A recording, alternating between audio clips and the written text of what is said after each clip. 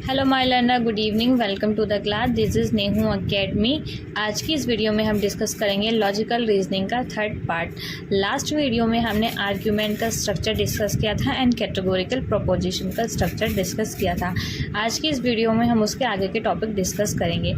So last video में मैंने आपको 4 तरीके की कैटेगोरिकल प्रोपोजिशन सिखाई थी: all, no, some and some not.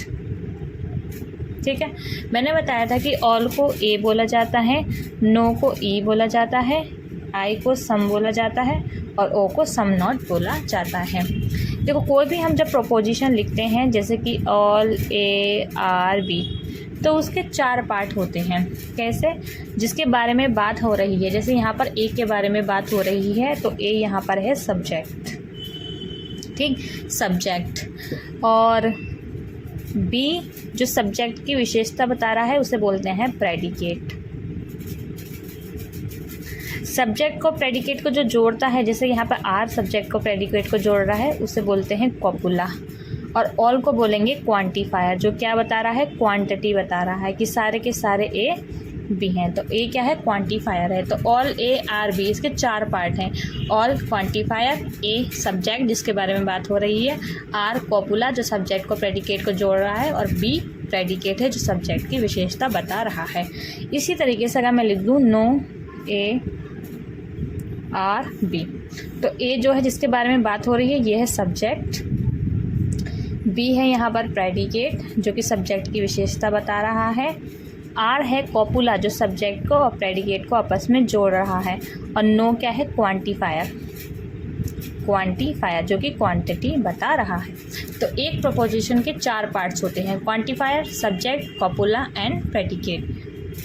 Some, man, are, mortal. ये मैंने एक स्टेटमेंट लिख दी सम वाली। तो जिसके बारे में बात हो रही है वो सब्जेक्ट है। यहाँ पे सब्जेक्ट कौन है, मैन। तो मैन क्या है यहाँ पे, सब्जेक्ट जिसके बारे में बात हो रही है। सब्जेक्ट की विशेषता कौन बता रहा है, मोटर। तो ये क्या है, ये है प्रेडिकेट जो कि सब्जेक्ट की विशेषता बता रहा है। इन दोनों को जोड़ने वाला उसे बोलते हैं कॉपुला। और सम क्या है यहाँ पे, क्वांटिफायर जो कि क्वांटिटी बता रहा है कि कुछ मैन मोटर हैं। ठीक, इसी तरीके का से मैं ये लिख दूँ सम मैंगो आर नॉट ग्रीन। ये मैंने एक सम नॉट वाली स्टेटमेंट लिख दी। तो सम नॉट यहाँ पे इन दोनों को मिलाकर क्या बनेगा, क्वांटिफायर बनेगा जो कि बता रहा है कि कुछ मैंगो ग्रीन नहीं है। तो सम नॉट क्वांटिफायर जिसके बारे में बात हो रही है, मैंगो ये सब्जेक्ट, ग्रीन यहाँ पर है प्रेडिकेट, और आर क्या है यहाँ पे, कॉपुला जो सब्जेक्ट को प्रेडिकेट को आपस में जोड़ रहा है। तो बेसिकली एक कैटेगोरिकल प्रोपोजिशन के 4 पार्ट्स होते हैं: quantifier, subject, copula and predicate. अब हम क्या पढ़ने वाले हैं, एक न्यू टॉपिक जिसे बोलते हैं डिस्ट्रीब्यूशन। डिस्ट्रीब्यूशन का मतलब होता है किसी भी चीज़ का अपने आप में 100% होना। ठीक है, किसी भी चीज़ का अपने आप में 100% होना। तो जो भी चीज़ अपने आप में 100% होती है, पूरी होती है, अपने आप में कंप्लीट होती है, वो होती है डिस्ट्रीब्यूटेड। ठीक है, और जो टर्म अपने आप में हाफ होती है यानी कि 50% होती है, वो होती है अनडिस्ट्रीब्यूटेड। ठीक है, तो डिस्ट्रीब्यूशन में हमें यही पढ़ना है कि जो टर्म अपने आप में 100% है, कंप्लीट है, वो होगी डिस्ट्रीब्यूटेड, और जो टर्म अपने आप में अनकम्प्लीट है, 50% है, वो होगी अनडिस्ट्रीब्यूटेड। सो अब हम डिस्कस करेंगे कि all, no, some, some not में कौन सी टर्म डिस्ट्रीब्यूटेड होती है और कौन सी टर्म अनडिस्ट्रीब्यूटेड होती है। आइए डिस्कस करते हैं।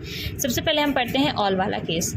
अगर मैं लिखती हूँ ऑल, एस, आर, पी, ये मैंने एक स्टेटमेंट लिख दी ऑल वाली। इसका डायग्राम कैसे बनेगा, ये एस हैं, सारे के सारे एस पी हैं, तो एस के ऊपर मैंने पी वाला डायग्राम बना दिया। अब ये है एस सब्जेक्ट और ये है पी प्रेडिकेट। एस के बारे में बात हो रही है तो एच सब्जेक्ट है, और जो ये पी है वो क्या कर रहा है, सब्जेक्ट की विशेषता बता रहा है। तब हमें बताना है कि सब्जेक्ट डिस्ट्रीब्यूटेड है या प्रेडिकेट डिस्ट्रीब्यूटेड है। तो देखो, सब्जेक्ट का सर्कल ये है, सब्जेक्ट अपने आप में 100% है, कंप्लीट है। और ये प्रेडिकेट, प्रेडिकेट का सर्कल ये है, पी का सर्कल ये है पूरा, और इसके अंदर एस भी आ रहा है। तो इसका मतलब पी तो अपने आप में पूरा नहीं है, पी का इतना पार्ट क्या है, एस है, इसका मतलब ये आधा है, 50% है। दैट्स वाई ऑल वाले केस में ऑल वाले केस में जो सब्जेक्ट होता है वो होता है डिस्ट्रीब्यूटेड यानी कि 100%, और जो प्रेडिकेट होता है प्रेडिकेट वो होता है अनडिस्ट्रीब्यूटेड यानी कि 50%। ठीक है, तो ऑल वाले केस में सब्जेक्ट तो 100% है इसलिए डिस्ट्रीब्यूटेड है, और जो प्रेडिकेट है वो 50% है यानी कि वो अनडिस्ट्रीब्यूटेड है। अब हम पढ़ेंगे नो वाला केस। सो हम डिस्कस करते हैं नो वाला केस कि नो वाले केस में कौन सी टर्म डिस्ट्रीब्यूटेड होती है। तो मैंने लिख दिया no, no A are B, ये एक मैंने स्टेटमेंट बना दी कि कोई भी ए बी नहीं है। इसका डायग्राम कैसे बनेगा, ये है ए और ये है बी, दोनों अलग अलग हैं क्योंकि ए का बी के साथ कोई भी रिश्ता नहीं है। ए का डायग्राम अलग बनेगा, बी का डायग्राम अलग बनेगा। तो देखो ए क्या है, अपने आप में कंप्लीट है, ए का पूरा सर्कल अपने आप में कंप्लीट है, और बी, ये बी का सर्कल है, बी भी अपने आप में कंप्लीट है, 100% है। तो नो वाले केस में सब्जेक्ट भी 100% होता है और प्रेडिकेट भी 100% होता है। इसका मतलब नो वाले केस में जो ये सब्जेक्ट है ये भी डिस्ट्रीब्यूटेड है और प्रेडिकेट भी क्या है, डिस्ट्रीब्यूटेड है, क्योंकि दोनों ही अपने आप में 100% हैं। अब हम पढ़ते हैं सम वाला केस। सम, मैंने बोला सम ए आर बी, कुछ ए बी हैं। इसका डायग्राम कैसे बनेगा, ये है ए का कुछ पार्ट बी है यानी कि इतना पार्ट ए का ये बी में मैंने जोड़ दिया। ठीक है, ए का कुछ पार्ट बी के अंदर चला गया। अब देखो यहाँ पे दोनों आधे आधे हैं क्योंकि ए का सर्कल ये है, ए का इतना पार्ट बी के अंदर जा रहा है और बी का सर्कल ये है, बी का इतना पार्ट ए के अंदर जा रहा है यानी कि ये दोनों कॉमन है, दोनों का इतना पार्ट कॉमन है। ये भी 50%, ये भी 50%, दोनों आधे आधे हैं। इसलिए सम वाले केस में दोनों अनडिस्ट्रीब्यूटेड होते हैं, ये भी अनडिस्ट्रीब्यूटेड और ये भी अनडिस्ट्रीब्यूटेड, दोनों ही 50% होते हैं। अब आता है some not. Some A are not B, some not वाले केस बना दिया मैंने।